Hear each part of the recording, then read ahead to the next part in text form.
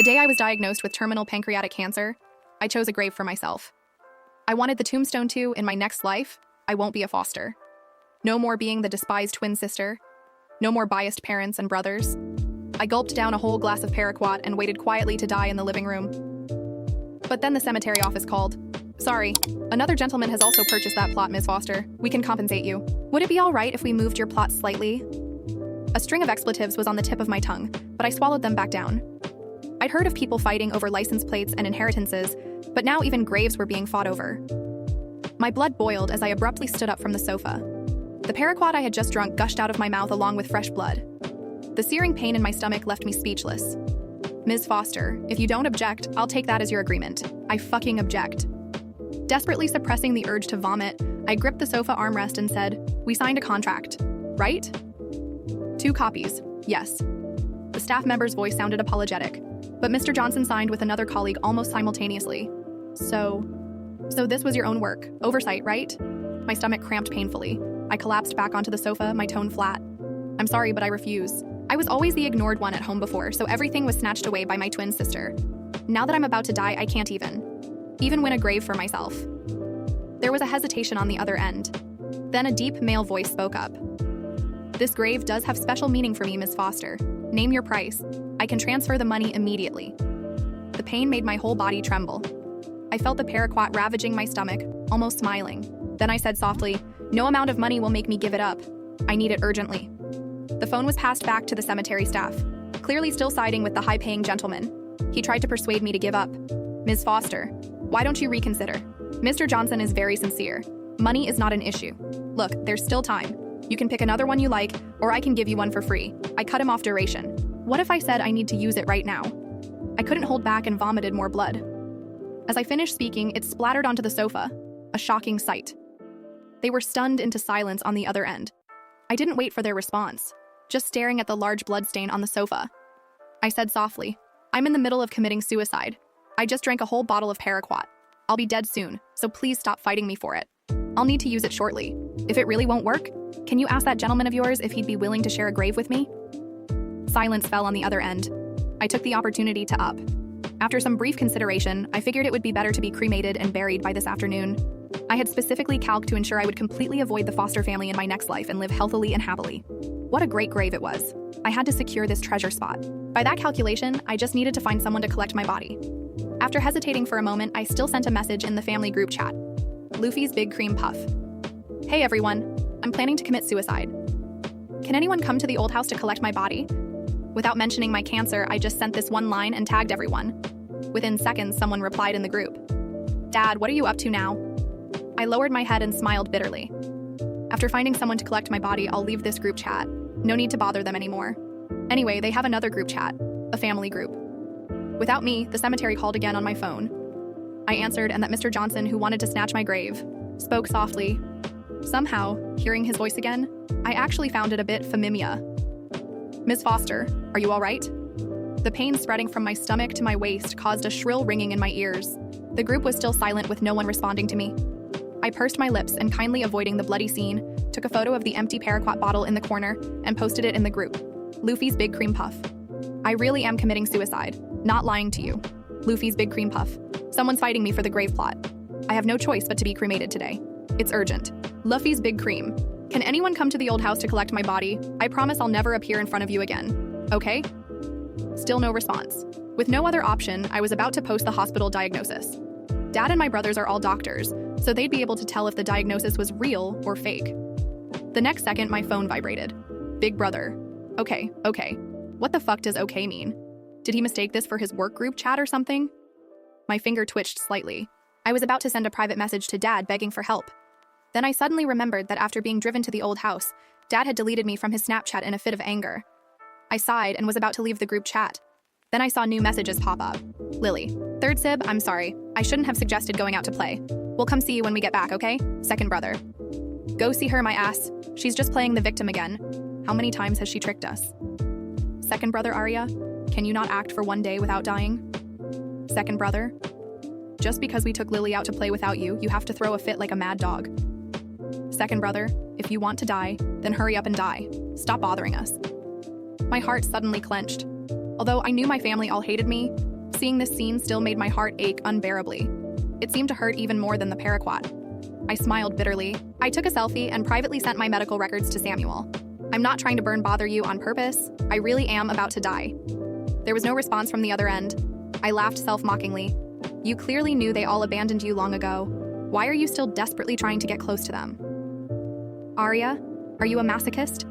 Lily and I are twins, the fraternal kind. But after birth, my little sister was very frail. Thanks to her resemblance to Mom, she was extremely doted on at home. Even though the doctors said it was normal for one twin to be born weak, Mom still blamed my sister's frailty on me, saying I stole her nutrients. So my childhood was always filled with neglect and blame. When my sister got sick, it was my fault for not taking good care of her. When my sister fell, it was my fault for not being there to catch. Even when my sister got bad grades, it was my fault for maliciously stealing her nutrients in the womb. For so many years, I carefully tried to please my family. I wanted them to look at me, to smile at me. I wanted them to pat my head the way they did with my sister. But no matter what, they just favored the sickly Lily more. They even took my efforts as jealousy towards Lily and deliberate attention-seeking. Until the day I was diagnosed with pancreatic cancer. When I vomited blood at home, they anxiously took me to the hospital only to find nothing wrong with my stomach. You think it's fun to trick us, don't you? Arya, you're absolutely ridiculous. Because you're jealous of Lily. You'd even make up lies about having cancer. Aren't you afraid of shortening your own life? I can't control you anymore. Tomorrow, you're going back to live in the old house. I don't want to hear any more of your lies. Well, they certainly kept their word. The next day, they drove me to the old house and never cared about me again. That was fine.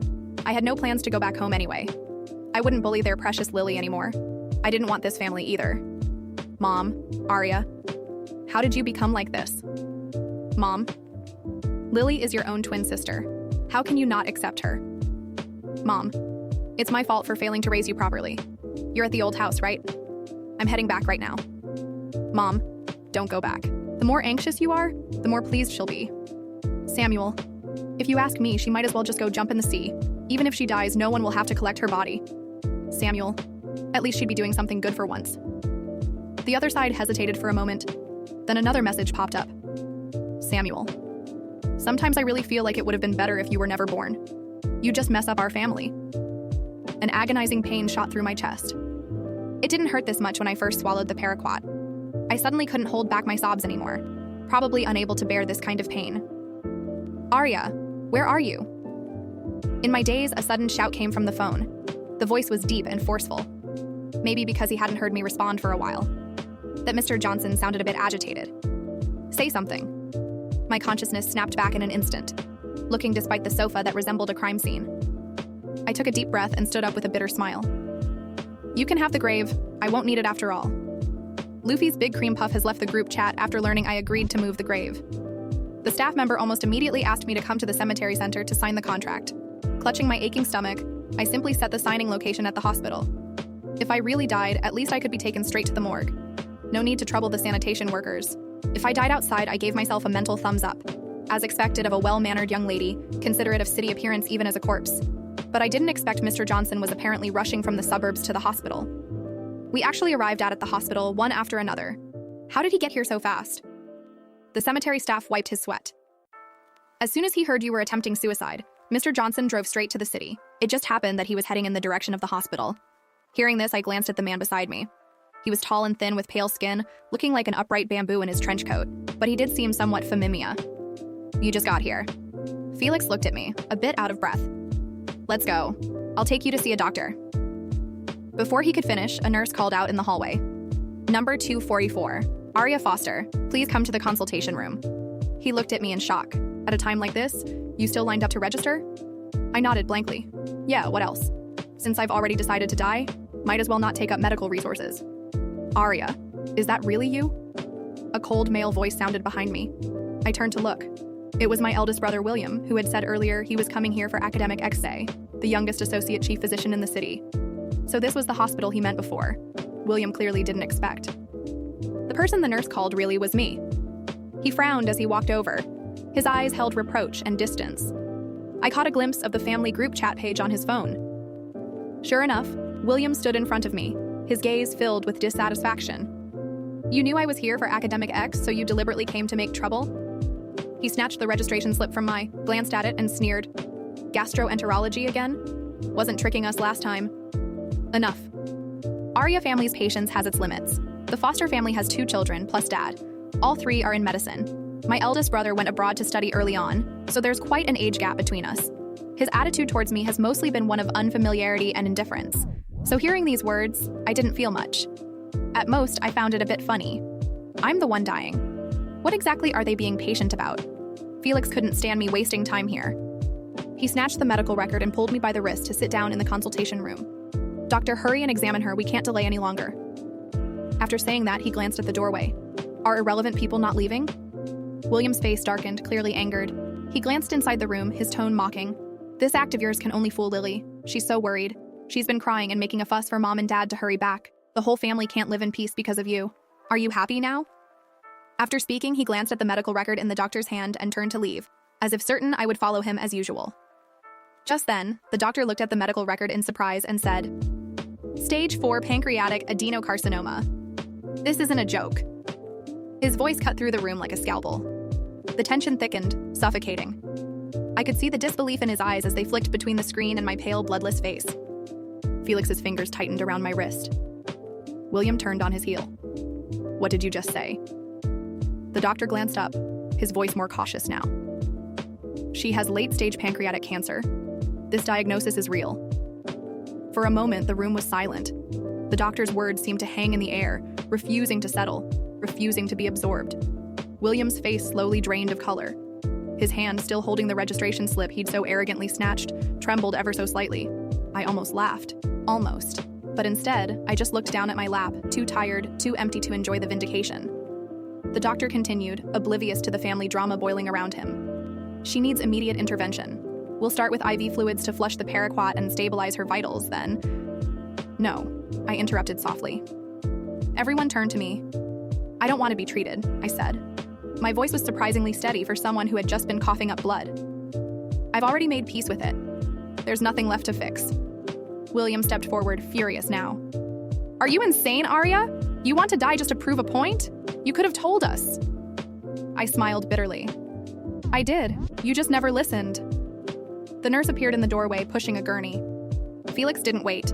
He helped me onto it, carefully adjusting the IV line the doctor had already prepared. "She's not staying like this," Felix said to no one in particular. "Even if she doesn't want to fight for herself, I'll fight for her." The words startled me. No one had ever said anything like that for me. Not my parents, not Lily. Definitely not my brothers. William's mouth opened, but no words came out. He just stared. Lost, maybe for the first time in his life. As the gurney rolled toward the emergency care unit, I turned my face toward Felix. "Why?" I whispered. "Why are you helping me?" He looked down at me, eyes unreadable. "Because I know what it feels like to be thrown away." Felix's voice lingered in my head long after the words had passed. "Because I know what it feels like to be thrown away." He didn't elaborate. He didn't need to. That one sentence carried the weight of a lifetime's worth of pain, one I understood intimately. The nurses moved quickly, inserting an IV and administering activated charcoal, trying to slow the damage. I lay there, the cold of the gurney biting through the thin fabric of my gown, and for the first time I felt like someone actually saw me. Not the jealous sister, not the liar, not the burden. Just a girl dying and desperate for someone, anyone, to care. I must have lost consciousness, because when I opened my eyes again, the sterile brightness of the ER lights had dimmed slightly, and a rhythmic beeping accompanied every breath I took. A cannula was taped under my nose, delivering oxygen. My mouth tasted of ash and iron. Felix was sitting by my bedside, his coat draped over the back of the chair, sleeves rolled up, tie loosened. His head was bowed slightly as he scrolled through something on his phone. He looked exhausted. "Still here?" My voice was barely a whisper. His head snapped up. When he saw me awake, something flickered across his face. Relief, maybe. Or anger. Or both. "I don't leave people behind," he said simply. I blinked slowly. "I'm not your responsibility." "Maybe not. But you're not theirs either." He nodded toward the hallway. "Your brother stormed out an hour ago. He didn't even ask how you were doing." "Sounds about right." I turned my face away, swallowing back the ache in my throat. They never really cared. They just didn't want me ruining their image of the perfect family. "I've read your records," he said softly. "Everything from the past 6 months. You've been in and out of clinics all by yourself. I stopped hoping anyone would come with me after the 3rd appointment." There was silence. Then Felix said, "My mother left when I was 6. My father drank himself to death when I was 11. I bounced through foster homes until I aged out. I was always someone else's problem, until I stopped being anyone's problem and just became invisible. I turned to look at him.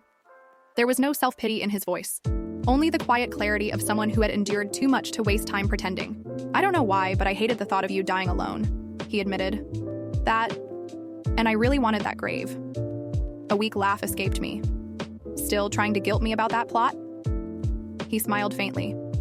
No, it's yours. I'll find another. A pause stretched between us, the kind that's not awkward but quietly profound. I always thought I'd die without anyone knowing, I said after a while. That I'd disappear like I never mattered. You mattered, he said without hesitation. Maybe not to them, but you do. Tears burned at the corners of my eyes, but I didn't let them fall. I had cried too much already. For a mother who never loved me, a sister who stole everything, a father who only saw one child, and brothers who dismissed my existence like background noise. I turned my gaze back to the ceiling. I don't know how much time I have left. Then don't waste it. Felix stood, leaned over, and adjusted my blankets. I'll be here, whether you want to die or fight. I'll be here. I closed my eyes. And for the first time in years, sleep came without pain. When I woke up again, it was dusk. The room was bathed in that soft golden light that made everything feel less harsh. My IV bag was nearly empty, and the heart monitor beside me beeped slowly and steadily. Felix was still there. He'd fallen asleep in the chair, arms folded, head tilted against the wall, looking far too composed for someone sitting in a freezing hospital overnight. His phone sat face down on the table beside him. No one had called, no one had texted, not even Lily. I turned my head slightly and winced as pain flared through my gut. The paraquat had done its damage, irreversible, but for now, slowed. The nurse told me earlier my stomach lining was severely burned. My kidneys were being monitored hourly. Pancreatic cancer and poison. Double suicide. A perfect end for someone who never really began. But despite the pain, I found myself still breathing. Still here. Still not alone. I studied Felix's face. He had dark circles under his eyes and a faint scar curved under his chin, something I hadn't noticed before. I wondered what kind of story that scar carried. I wondered why he had rushed to my side when everyone else just told me to die faster. Almost involuntarily, my fingers twitched. He stirred. You're awake, he said groggily, rubbing his eyes as he leaned forward. Unfortunately, I replied, my voice still hoarse. He huffed a small laugh.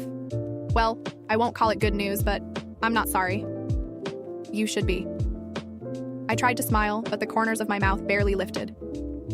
This isn't exactly the Cinderella story. No, he agreed. But maybe it's something else. Maybe it's a story where the girl finally realizes she deserves more than glass slippers and poisoned apples. Careful, I murmured. That sounds dangerously like hope. He tilted his head. Maybe I'm reckless. There was a moment, quiet and steady, where I almost allowed myself to believe that not everyone would leave. That maybe, just maybe, someone could stay. Just then my phone buzzed. I glanced at it, heart sinking. A new message in the group chat. Dad, we've booked Lily an appointment with Dr. Wen this Friday. She's been crying nonstop. We'll need some space, Arya. Please don't contact the family for a while. No, are you okay? No, we're sorry. No, we want to see you. Just space, just silence, just Lily. I stared at the screen, then hit leave group without hesitation. It was like cutting off a rotting limb. Bad news? Felix asked gently. No, I replied. Just confirmation of what I already knew. He leaned forward. You deserve better. I'm dying, I reminded him. We all are, he replied simply. You just got a clearer deadline. I blinked at him. Then finally, I cried. But not the kind of sobbing that left me empty and broken like all the times before. This cry was quiet, cleansing, like something had cracked open inside me, not shattered, but released. When I was done, Felix handed me a bottle of water. His touch was steady, calm. You're not going back to that house, he said. I don't have anywhere else to go. Yes, you do, he said. You have me. I opened my mouth to argue, but he cut me off. You need time, you need space, and you need someone who doesn't treat your life like an inconvenience. My chest tightened. Why do you care? I asked. Because you reminded me what it felt like to be invisible, and I decided I won't let that happen again, especially not to someone who still has fight left in her. I didn't have an answer to that, but for the first time in a long, long time, I didn't feel entirely alone. The hospital discharged me 3 days later under strict instructions to rest, avoid stress, and begin palliative care immediately. They gave me a handful of leaflets I didn't read, a list of oncologists I didn't plan to call, and a box of meds that wouldn't cure anything, but would help dull the agony until my body gave out. I stuffed them all into the bottom of my bag and walked out of the hospital beside Felix. No family came to pick me up, no calls, no messages. It was like I'd already died, and in some twisted way, that felt freeing. "Where now?" I asked him as we stepped into the sunlight. It was unseasonably warm for March. The city smelled like blooming trees and car exhaust. "You're coming with me," he said without hesitation. I blinked. "What?" "I've got a guest room, plenty of food, a cat that ignores people, and absolutely no one named Lily." He looked at me seriously. "You're not going back to that house. No more sleeping next to your own grave." I wasn't sleeping, I muttered. I was rehearsing. "Then consider this your final rewrite." Felix's apartment was nothing like the foster home. It was small, cozy, and flooded with golden light. Books lined the walls, messy and unalphabetized. There were plants on every available surface, some alive, some not. A fat black cat blinked at me from atop the windowsill, then turned away as if to say, "You're not interesting enough yet." "I told you," Felix said, watching me observe the place. "The cat doesn't care." "That makes 2 of us," I said dryly. But that wasn't true. I did care. I cared that the air here didn't choke me. I cared that no one expected me to be someone else. I cared that for the first time in a long time, I wasn't surrounded by portraits of Lily on every wall. I dropped my bag near the door and stood there awkwardly. I didn't know how to be a guest. I'd spent so long trying to belong in a family that hated me. I'd forgotten what it was like to be somewhere safe. "You're allowed to sit," Felix said gently. I nodded and sat. That night, he made soup and let me borrow a hoodie that smelled like cedar and coffee. I curled up on his worn-out sofa and stared at the ceiling while he worked on his laptop nearby. There was no noise, no questions, no pressure to talk. He just let me exist. And somehow, that was the kindest thing anyone had done for me in years. Over the next few days, my body weakened, but my spirit didn't. I started writing letters. One to my mother, short and cold. One to my father, a little longer, though mostly questions he'd never answer. One to Lily, filled with the anger I'd buried for years. But the one that took me the longest to write was to myself. It began. To the girl who always begged to be seen. I wrote pages. I wrote about the nights I cried myself to sleep wishing for a family that would choose me just once. I wrote about the pain of watching Lily be loved for being fragile while I was punished for being strong. I wrote about the ache of knowing my worth was measured by how easily I could be ignored. And then I wrote, "You survived anyway. You loved even when they didn't. You kept going when everyone told you not to. And now, even in the end, you are free." I folded the letter and placed it in my bag. When I turned around, Felix was standing there in the doorway, watching me. "You're writing your goodbyes?" he asked. "Some of them," I replied. "But I'm not done yet." He walked over and sat across from me, his eyes tired, but steady. "You know, it's okay to stay angry, but it's also okay to want more than revenge." I met his gaze. "What if I don't know what I want anymore?" "Then start with what you deserve." Silence stretched between us. "Do you think," I asked quietly, "if I were someone else, someone like Lily, do you think they would have loved me?" Felix didn't flinch. "No. I think if they could only love a version of you that doesn't exist, then they never really loved anyone at all." I nodded slowly. "Okay," I whispered. That night, I didn't dream of dying. For once, I dreamed of rain, of spring, of planting something in a garden that was finally mine. A week passed. My body grew weaker, but oddly enough, my mind grew clearer. Each morning, I woke up surprised to still be breathing, and each night, I went to sleep no longer afraid of not waking up. The pain never left. It sharpened in waves, stole my breath, made me cry when I thought no one was looking. But in Felix's small apartment, I had something I hadn't had in years: peace. One morning, I woke up to find a tray beside the bed. Toast, tea, a pill bottle, a note that read, "I'll be back in an hour. Rest. No arguing." I smiled. As I reached for the tea, my phone buzzed. I didn't want to look, but some habits die harder than the body. It was a message from William. "The hospital confirmed your diagnosis. Why didn't you say something earlier?" I stared at the screen, then typed, "Would you have believed me?" He didn't respond. Not immediately. Not that it mattered. An hour later, Felix returned. He smelled like coffee and wind and carried a single sunflower in his hand. "For you," he said almost shyly. I took it with trembling fingers. "Why a sunflower?" Because even when it's dying, it still turns to the light. That night, I wrote one final letter. This time, to Lily. I didn't write it out of hatred or bitterness or some need for closure. I wrote it because the part of me that once begged her for love had finally grown silent. I told her the truth, that I never wanted her to hurt the way I did, but I also couldn't carry her weight anymore, that I forgave her, but I no longer wanted her in my story, that I chose myself. I sealed the letter and left it on the kitchen counter beside the rest. And then, finally, I slept. I woke up in a hospital room, pale and wired to machines. Felix sat beside me holding my hand, eyes red from lack of sleep. "What happened?" I whispered. "You stopped breathing," he said, his voice thick. "I found you just in time. The doctors. They didn't think you'd make it through the night." "But I did," I murmured. "You did." He leaned in closer. "Arya, they found something. A new trial. It's experimental, aggressive, but there's a chance." I stared at him, stunned. "What are you saying?" "I'm saying you don't have to die. Not yet." My breath caught. For so long, I had only seen one ending. But now, in the face of that ending, life was offering me something unexpected. A second chance. Tears slipped down my cheeks. "I don't know if I can go through all that pain again," I whispered. "I know," Felix said, "but I'll be with you, every step." I looked into his eyes, steady, kind, and for the first time, I believed him. 6 months later, I stood in a small garden, my garden. The treatment wasn't a miracle, but it gave me time to plant flowers, time to laugh again, time to build a life I had chosen, with people who chose me back. My mother never called. William sent one apology email. Lily posted old pictures of us online pretending we were still close, but I never replied. I no longer needed to. On my new tombstone, purchased and reserved for whenever the time truly came, I had one line etched in soft stone. "Here lies Arya Foster, loved, seen, free." And just below that, a tiny engraving of a sunflower turning forever toward the light.